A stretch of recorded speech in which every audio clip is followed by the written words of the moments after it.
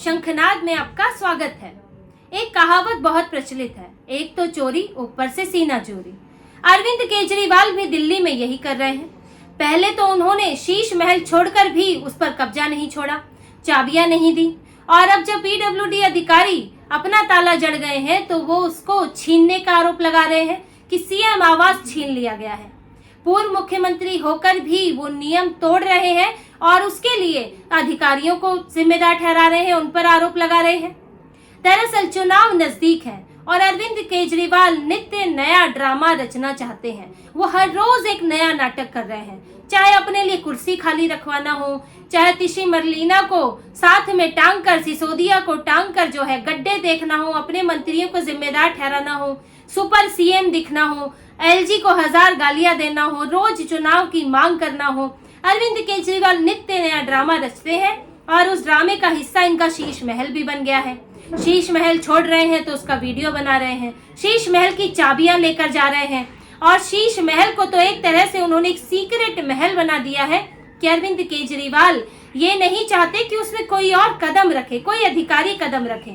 वो चाहते हैं कि या तो मैं रहूं या फिर मेरा कोई मंत्री रहे, और इसीलिए उन्होंने ये जो चाबियां थी शीश महल की, सीएम आवास की चाबियां चुपचाप पहले अपने पास रखी, फिर अतिशी मरलीना को दी और अतिशी मरलीना उस घर में जाके बैठ गई। और जब वहां पर पीडब्ल्यूडी अधिकारियों ने आपत्ति की, क्योंकि ये बिना प्रक्रिया के तहत ये हुआ, अतिशी मरलीना को अलॉटमेंट लेटर नहीं था और उन्होंने उस पर ताला जड़ दिया, तो अरविंद केजरीवाल ने हंगामा शुरू कर दिया कि अतिशी मरलीना को तो घर से निकाल दिया है। अब अतिशी मरलीना सीएम होते हुए उनसे आवास छीन लिया और ये बीजेपी की साजिश है, जो हर बार वो कहते हैं एलजी जिम्मेदार है, ये सब कहने लगे। लेकिन अरविंद केजरीवाल ने कैसे उस घर को लेकर, उस आवास को लेकर नियमों का उल्लंघन किया है, ये ना आम आदमी पार्टी बताएगी, ना वो चाहते हैं कि जनता इस बात को जाने। लेकिन आप इस बात को समझिए, अरविंद केजरीवाल ने वो सीएम आवास छोड़ा था क्योंकि वो मुख्यमंत्री नहीं थे, और वो सीएम आवास अरविंद केजरीवाल का निजी नहीं है, वो सरकार का है।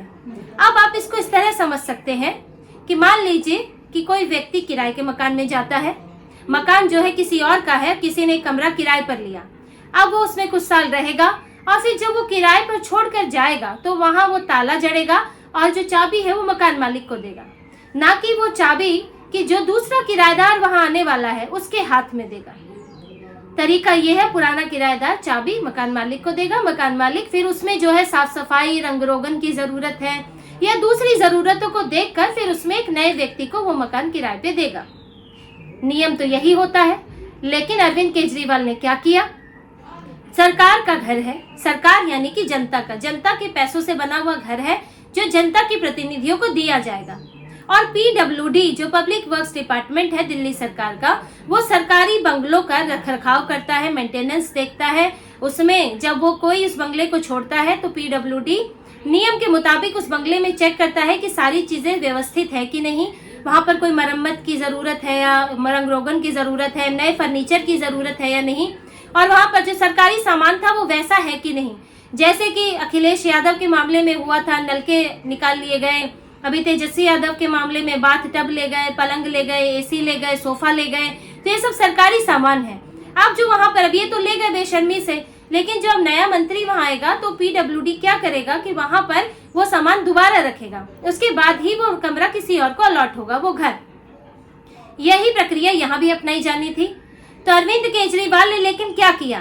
ताला जड़ा और चाबी लेके चले गए। जो सीएम आवास की मुख्य सचिव, जो स्पेशल सेक्रेटरी हैं, उनको वो चाबी दे दी गई और वो चाबी पीडब्ल्यूडी को नहीं सौंपी गई, जबकि ये जो चाबी थी वो पीडब्ल्यूडी के सेक्शन ऑफिसर मुकेश कुमार को सौंपी जानी चाहिए थी, लेकिन वो नहीं किया गया। इसके बाद पीडब्ल्यूडी ने एक लेटर लिखा और उनके स्पेशल सेक्रेटरी को लिखा, अरविंद केजरीवाल के सीएम ऑफिस के स्पेशल सेक्रेटरी को लेटर लिखा गया कि चाबी कहाँ है। चाबी जो है पीडब्ल्यूडी के पास नहीं पहुंची है, जबकि पीडब्ल्यूडी की मंत्री जो है वो अतिशी खुद है।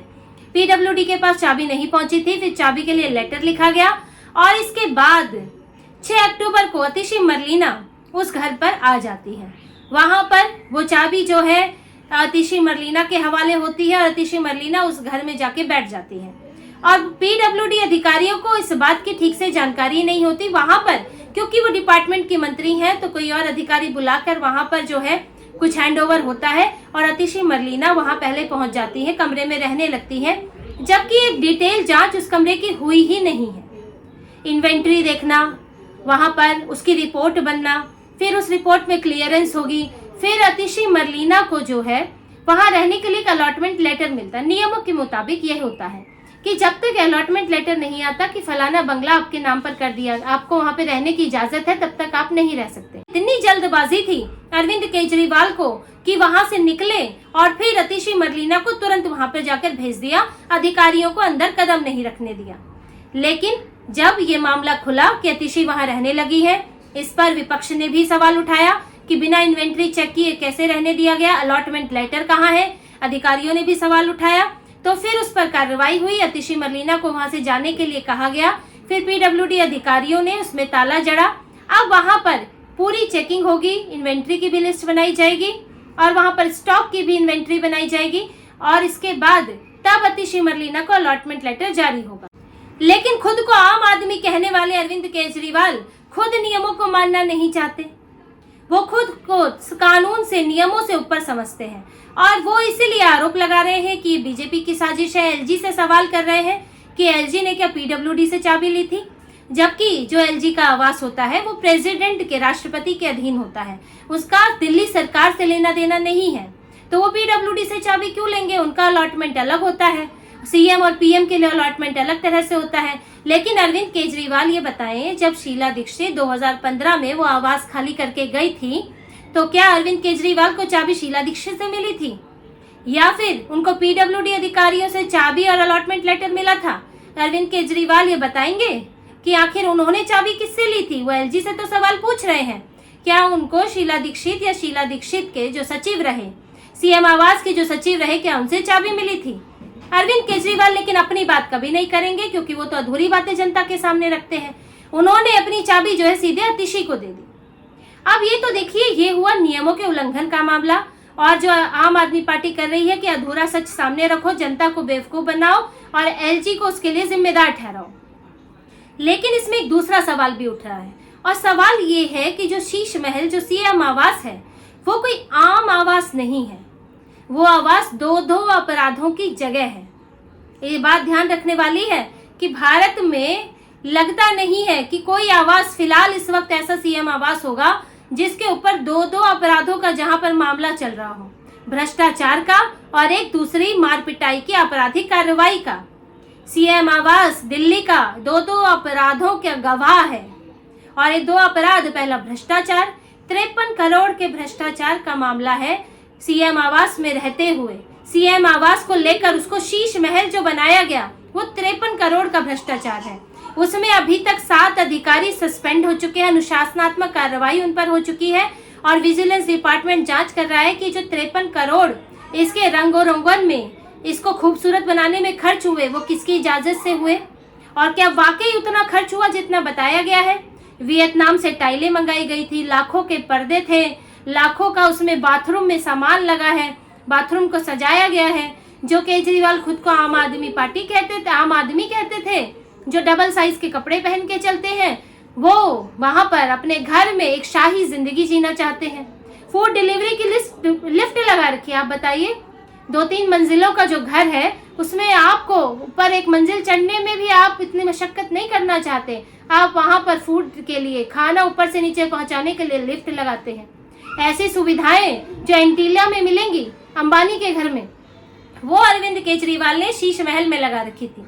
तो आखिर ये क्यों, क्या जरूरत थी, इसके लिए क्यों इतना खर्च किया गया? अब इसकी जांच हो रही है, जिस पर मैंने आपको बताया अनुशासनात्मक कार्रवाई तो हुई है, और इसके अलावा इसमें देखा जा रहा है कि जो सामान वाकई लगा था उसकी कॉस्ट उतनी है कि नहीं, कि लाखों के जो पर्दे लगाए थे, आखिर आप लाखों के पर्दे अगर एक आम आदमी को देखे सामान्य जिंदगी में, तो एक घर में तो 1000-1500 का पर्दा लग के काम चल जाता है। अगर आप सीएम हैं तो आप पर्दा जो है थोड़ा और महंगा लगा लीजिए, 5000, 10,000 का पर्दा लगा लीजिए, लेकिन आप लाखों के पर्दे लगाएंगे, सोचने वाली बात होती है। भाई अब टाइल है, टाइल तो उसमें 10,000 की भी लग सकती है, टाइल तो करोड़ों की भी लग सकती है, लेकिन अरविंद केजरीवाल ने सबसे महंगी चीजें खरीदी। झूमर आप 2000 का भी लगा सकते थे, लेकिन उन्होंने 2 करोड़ का झूमर सोचा। तो तो अरविंद केजरीवाल एक शाही जिंदगी जीना चाहते थे और अब ये भी देखा जा रहा है कि वाकई वो उतने पैसे का था कि नहीं। तो इसीलिए उस घर को ऐसे ही बिना जांच के इधर उधर नहीं किया जा सकता कि भाई आप वहां रह रहे थे, आपने किसी को घुसने नहीं दिया, फिर अतिशी मरलीना आ जाएंगी, पर्दे बदल देंगी, बात खत्म हो जाएगी। कहाँ गए, कैसे जांच होगी कि वो सामान गया कहाँ? छोटा छोटा सामान हो सकता है, एंटीक सामान हो सकता है जो सरकारी खर्चे से मंगाया गया हो, लेकिन वो गायब हो जाएगा तो जांच कैसे होगी? दूसरा आपराधिक मामला स्वाति मालीवाल का। उस घर में स्वाति मालीवाल के साथ मारपिटाई हुई है। ये तो उनकी मेडिकल रिपोर्ट में भी आया है कि वहां झगड़ा, उनको साथ मारपिटाई हुई और ये फुटेज में भी पता चला है कि वहां झगड़ा हुआ है। अब वो एक अपराध की जगह है। सीएम आवास की फुटेज लीक होकर बाहर गई है सोशल मीडिया में, इसकी भी जांच हो रही है। अब ऐसा घर जो कि इतने विवादों में घिरा हो, जिसमें तो शायद अतिशी मरलीना जाना भी ना चाहती हो, मजबूरी ना होती तो वो जाती भी नहीं, क्योंकि कब कौन फंस जाए, कल को कोई चीज गायब हो जाए उसमें अतिशी मरलीना फंस जाएंगी, फिर वो जो है चक्कर लगाएंगी जांच अधिकारियों के पास। लेकिन अब आना तो था ही, मजबूरी है। ऐसे घर को अरविंद केजरीवाल जो है जांच अधिकारियों के दायरे में नहीं आने देना चाहते, सरकारी अधिकारियों को वहां घुसने नहीं देना चाहते। आखिर ऐसा क्या है, अरविंद केजरीवाल क्या छुपा रहे हैं? ये सवाल तो उठता है। विपक्ष भी ये सवाल पूछ रहा है और अब ये मांग हो रही है कि शीश महल की वीडियोग्राफी हो, उसमें क्या क्या चीजें हैं और वहां पर वो चीजें सही है कि नहीं कि अरविंद केजरीवाल कुछ उठा कर ले गए, ये चीजें पुख्ता की जाए और उसके बाद ही उसका अलॉटमेंट हो। और फिलहाल अब वीडियोग्राफी होगी या नहीं ये तो अलग बात है, लेकिन जो एक सामान्य प्रक्रिया है उसका पालन होगा। उसके बाद अतिशी मरलीना को अलॉट किया जाएगा। एलजी ऑफिस का भी ये कहना है, जो कि सूत्रों के हवाले से बाहर आया है, कि उन्होंने ये कहा गया है कि अभी सामान्य प्रक्रिया पूरी हो जाएगी तो अलॉटमेंट हो जाएगा। लेकिन अरविंद केजरीवाल की ये हरकतें अब सब लोग देख रहे हैं कि वो किस तरह से एक तो शीश महल का मोह नहीं छोड़ पा रहे और छोटी सी चीज को इतना बड़ा बना रहे हैं कि सीएम आवास बीजेपी हड़पना चाहती है। अरे बीजेपी के पास कोई मंत्री नहीं है तो मंत्री का घर मिलेगा कैसे? अब सब अरविंद केजरीवाल जैसे थोड़ी होते हैं कि कैलाश गहलोत मंत्री का बंगला जो है वो आपने विजय नायर को दे दिया, जो ना सरकार में विधायक भी नहीं है, मंत्री तो छोड़ दीजिए, पार्टी का सोशल मीडिया का काम देखता है, कम्युनिकेशन देखता है।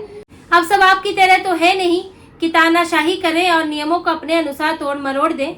लेकिन अरविंद केजरीवाल की अब ये जो छोटे छोटे मुद्दों को, जो ये मुद्दा तो है ही नहीं, छोटे छोटे मामलों को जो ये बड़ा करने की कोशिश कर रहे हैं और सोच रहे हैं कि इसी के आधार पर अब दिल्ली में चुनाव लड़ा जाए, तो लोग देख रहे हैं और लोग समझते हैं कि ये बंगला, शीश महल, इसमें अतिशी को निकालना, ये सब कोई बड़े मसले नहीं है। और अरविंद केजरीवाल ये सब मुद्दे उठाकर अपनी ही छवि खराब कर रहे हैं। तो इसी तरह की और खबरें और विश्लेषण आपके लिए लाते रहेंगे। हमसे जुड़े रहिए, सब्सक्राइब कीजिए, कमेंट कीजिए। बहुत बहुत धन्यवाद। जय श्री राम।